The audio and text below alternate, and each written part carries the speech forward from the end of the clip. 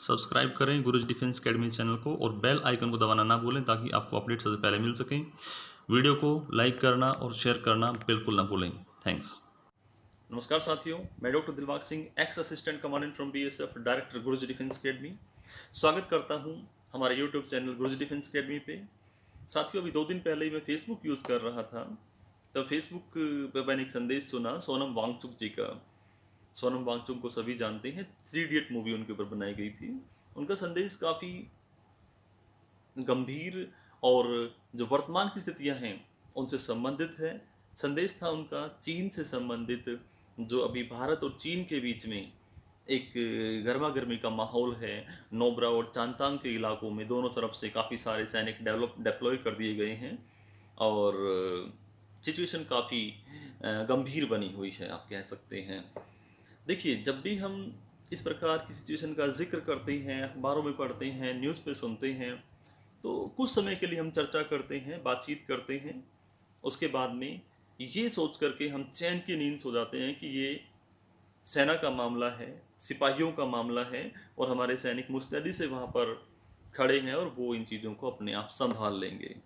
कुछ हद तक कुछ मामलों में ये बात ठीक भी है, लेकिन देखिए, जब हम देश की सीमाओं में रह रहे हैं और हमारा राष्ट्र है, हमारा नेशन है, तो नागरिक होने के नाते भी हमारा कर्तव्य बनता है कि हम अपने उन सैनिक भाइयों का हौसला बढ़ाएं, उनको जिस प्रकार से भी हो सके, अपने देश को जिस प्रकार से भी हो सके हेल्प करने की कोशिश करें।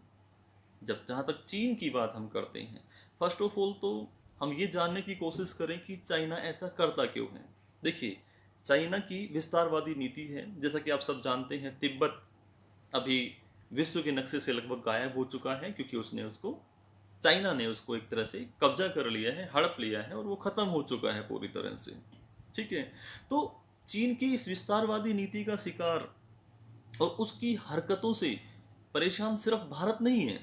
ताइवान, वियतनाम, हांगकांग और दक्षिण चीन सागर में लगते हुए जितने भी देश हैं, सभी इसकी हरकतों से पूरी तरह से परेशान रहते हैं।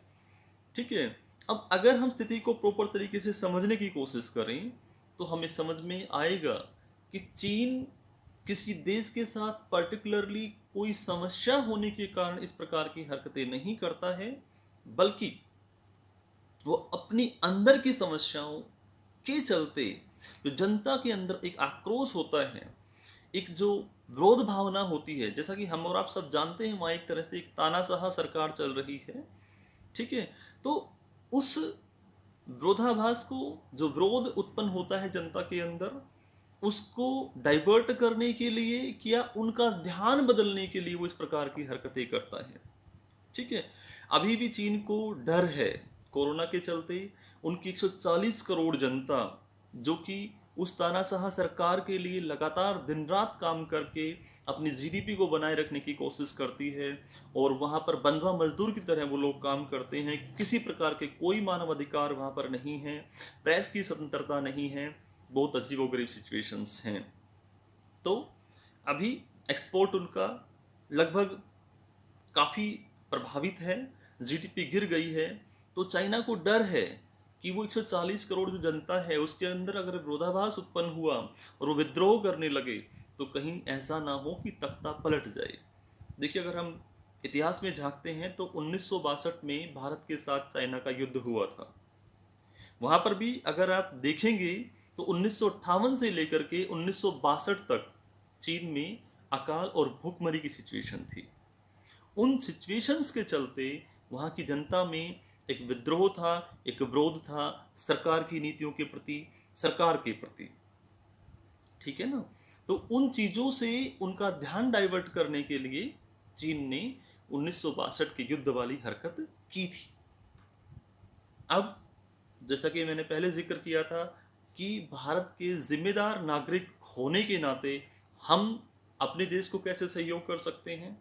देखिए, अगर हम हार्डवेयर की बात करें, साजो सामान की बात करें, मशीनों और उपकरणों की बात करें, तो लगभग 5,20,000 करोड़ का माल हम चाइना से, अकेले चाइना से इंपोर्ट करते हैं। ठीक है, अगर हमारे सैनिक युद्ध में लड़ते हैं और हम उनका सामान लगातार खरीद रहे हैं, तो एक तरह से आप मान के चलिए कि चाइनीज सैनिकों के हाथ में जो हथियार होंगे, जो गोला बारूद होगा, वो हमारे पैसों से खरीदा जा रहा होगा।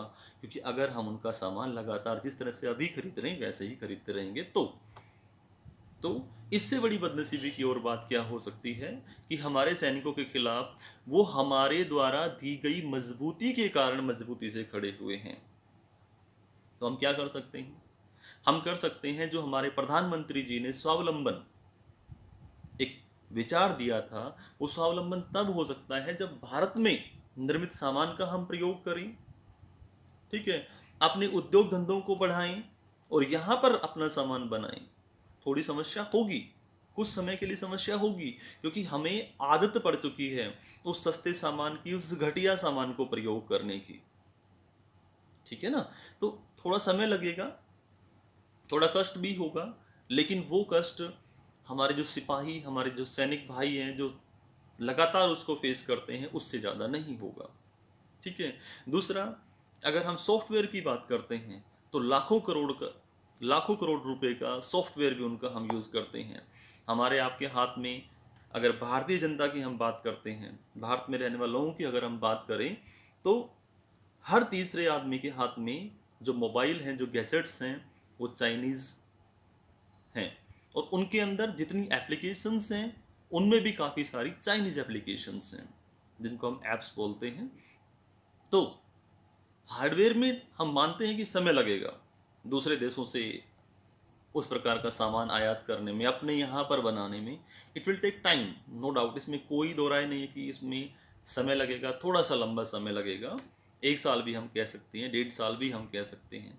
लेकिन जो सॉफ्टवेयर की हम बात करें, उन ऐप्स की हम बात करते हैं जिनसे लाखों करोड़ रुपए उनके पास जाता है, उनको तो हम अगर मन पुख्ता कर लें, पक्का इरादा कर लें, उसको आप देशभक्ति का नाम भी दे सकते हैं। और ये देशभक्ति है अपने आप में।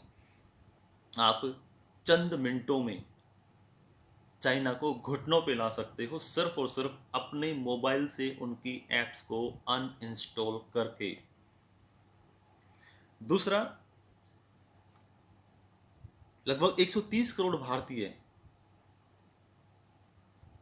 130 करोड़ भारतीय भारत में रहते हैं और लगभग 3 करोड़ भारतीय पूरे विश्व में रहते हैं। अगर विदेशों में रहने वाले भारतीय और भारत में रहने वाले भारतीय इसको एक आंदोलन की तरह लेकर के चले, एक मूवमेंट की तरह लेकर के चले, हर इंसान अपना कर्तव्य समझ के आगे लगभग 100 इंसानों को, 100 भारतीय नागरिकों को, भारतीयों को और दूसरे लोगों को इसके बारे में बताए। क्योंकि आज अगर हम देखते हैं तो पूरा विश्व चीन की नीतियों से, उसके रवैये से परेशान है। तो हम कह सकते हैं कि इसको विश्वव्यापी आंदोलन भी बनाया जा सकता है। और अगर हम ऐसा करते हैं तो उसके देखने लायक परिणाम हमारे सामने आएंगे। अगर हम भारत की बात करते हैं तो हम सिर्फ बुलेट से जवाब ना दे करके, सिर्फ बुलेट से जवाब ना दें, बल्कि साथ साथ अपने वॉलेट से जवाब भी दें। मतलब हमारे वॉलेट, हमारे पर्स से जो पैसा निकलेगा वो खर्च होगा भारतीय सामान को खरीदने के लिए, ना कि चाइनीज सामान को खरीदने के लिए, ठीक है। इस तरह से हम कर सकते हैं। एक छोटा सा एग्जाम्पल जो मुझे बहुत प्रभावित करता है, मैंने इसके बारे में काफ़ी बार पढ़ा है और अपने दोस्तों चर्चा करता हूँ, अपने स्टूडेंट्स को भी मैं इस बारे में डिस्कस करता हूँ। अगर पेट्रोटिज्म सीखना है हमें, मतलब नो डाउट भारतीय भी देशभक्त हैं, मैं ये नहीं कह रहा कि हम लोग देशभक्त नहीं हैं, लेकिन एक पेट्रोटिज्म का जो बहुत ही अच्छा एग्जाम्पल मुझे लगता है वो है जापान का। देखिए, वर्ल्ड ट्रेड ऑर्गेनाइजेशन की अगर हम बात करते हैं, विश्व व्यापार संगठन, तो भारत और अमेरिका, जापान, ये सभी देश उसके सदस्य हैं। यहाँ पर हम बात करेंगे जापान की और अमेरिका की, ठीक है। तो जापान भी उसका सदस्य है और अमेरिका भी उसका सदस्य है। लेकिन जापान अमेरिका का कोई भी सामान नहीं खरीदता, कोई जापानी कोई भी अमेरिकी सामान यूज नहीं करता और ना ही वो खरीदते हैं। रीज़न आप सब जानते हैं, दूसरे विश्व युद्ध के दौरान जापान पे, उसके 2 शहरों पर अमेरिका ने बम गिराए थे। उसके बाद से लेके आज तक, मैं शॉर्ट में ख़त्म करता हूँ, उससे बाद से लेके आज तक जापान के लोगों ने अमेरिकी सामान का पूरी तरह से यूज़ करना बंद कर दिया। कोई आंदोलन नहीं, कुछ नहीं, सिर्फ यूज नहीं करना मतलब नहीं करना। अब वहां के व्यापारी अगर खरीदेंगे तो किसके लिए? जापानी जनता के लिए। और व्यापारियों को पहले से पता है कि जापानी जनता प्रयोग नहीं करती, और वहां के व्यापारी भी उतने ही डेडिकेटेड हैं अपने देश के लिए, वो नहीं खरीदते सामान। बहुत सारे हमारे देश में मैंने कहते हुए सुना है अपने दोस्तों को, साथियों को, अड़ोस में पड़ोस में, कि भाई अगर बंद ही करना है तो सरकार ही क्यों ना बंद कर दे। देखिए, WTO के अकॉर्डिंग हमें मुक्त व्यापार नीति को अपनाना है। हमारे व्यापारी वहां से इंपोर्ट कर सकते हैं, एक्सपोर्ट कर सकते हैं, लेकिन व्यापारी इंपोर्ट करके करेंगे क्या अगर हम खरीदेंगे ही नहीं तो? ठीक है ना? तो इसको एक मिशन की तरह हम लेकर के चलते हैं। मेरी आप सबसे हाथ जोड़ के विनम्र प्रार्थना है, अपने देश को सपोर्ट करना है, अपने सैनिक भाइयों को सपोर्ट करना है, तो सबसे अच्छा मौका है बिना बॉर्डर पे जाए, बिना कुछ किए, सिंपल सा सारा सॉफ्टवेयर अनइंस्टॉल कीजिए, यूज़ करना बंद कीजिए, मोबाइल्स का बहिष्कार कीजिए। छोटे छोटे काम हम कर सकते हैं। आप दुकान पे जाइए, किसी भी दुकान पे जाइए, 2 4 6 दोस्त साथ में जाइए कि हाँ ठीक है 4 मोबाइल लेने हैं, और बताएगा ये मेरे पास हैं। जो चाइनीज़ कंपनी के हैं, नहीं चाइनीज़ तो चाहिए ही नहीं, चाइनीज़ तो चाहिए ही नहीं। अगर एक दिन में आप 4 लोग इकट्ठे होकर 10 दुकानों पे जाते हैं, देखिए एक नज़र में देखते हैं तो वो दुकानदार भी हमारे अड़ोस पड़ोस के या रिश्तेदार भाई होंगे, हमारे साथी होंगे, हमारे देश के नागरिक हैं। आप कहोगे उनके लिए बहुत बुरा है ये, नो डाउट कुछ समय के लिए लग सकता है, लेकिन जब उनको एहसास होगा कि चाइनीज सामान का बहिष्कार किया जा रहा है, कोई लेगा ही नहीं, तो वो लाएंगे नहीं। और जब लेके हम नहीं लेंगे और वो नहीं लेके आएंगे तो ऑटोमेटिकली वहां से इंपोर्ट होना बंद हो जाएगा, और यही तो हम चाहते हैं। और यही एक तरीका है चाइना को टेबल पे लेके आने का। टेबल पे लेके आने से मतलब है कि वो बातचीत करे और मुद्दों को बातचीत से सुलझाए। जो हमें धौंस दिखाता है, धसकड़ी दिखाता है, अभी मैंने एक वीडियो देखी जहां पर वो एक पत्थरों की, उन इलाकों में पत्थरों की एक आप कह सकते हैं बाउंड्री लाइन बनी हुई है, और वो उन पत्थरों को हटा हटा के वहां से उन बाउंड्री लाइन को गिराने की कोशिश कर रहे हैं। और उधर वो भी विदाउट वेपन है, हमारे साथी भी विदाउट वेपन है, हमारे सैनिक भी मतलब वेपन है बैक साइड में है, उसका यूज नहीं कर रहे हैं। बट मतलब होता है ना कि एक आप कह सकते हो सिंपल भाषा में जो हम बोलते हैं कि भाई अकड़ दिखा रहा है, तो उसकी अकड़ खत्म करने का, उसकी जो मरोड़ है उसको निकालने का सबसे आसान तरीका है। तो ट्राई कीजिए, सहयोग कीजिए। मुझे पूरी उम्मीद है कि हमारे देशवासी अपने देश के प्रति, अपने सैनिक भाइयों के प्रति एक जज्बा रखते हैं, एक भावना रखते हैं, और उस जज्बे और उस भावना के चलते हम सब पुरजोर विरोध करेंगे और इन चीज़ों को सही प्रकार से एडजस्ट करेंगे, बहिष्कार करेंगे, ताकि हमारा देश शान से आगे बढ़े, हम सब का मस्तक ऊपर रहे। जो विश्व गुरु बनने की हमारी तमन्ना है वो ऐसे ही बातों से पूरी नहीं होगी, उसके लिए हमें प्रयास करने होंगे। जय हिंद, वंदे मातरम, भारत माता की जय।